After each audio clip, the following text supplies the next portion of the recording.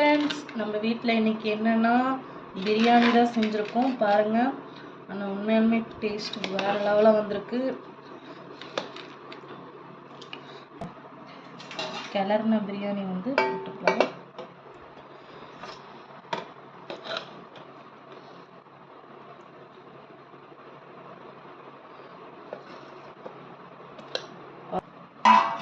அடுத்தது வந்து எக்கு, அப்புறம் வந்து தயிர் பச்சடி, நல்லா வெங்காயம் மட்டும் நிறைய போட்டு செஞ்சிருக்கேன்.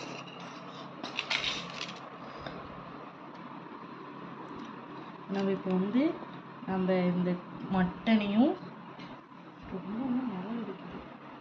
இது வந்து நைட்டில் தான் இப்போ தான் செஞ்சுருக்கோம்.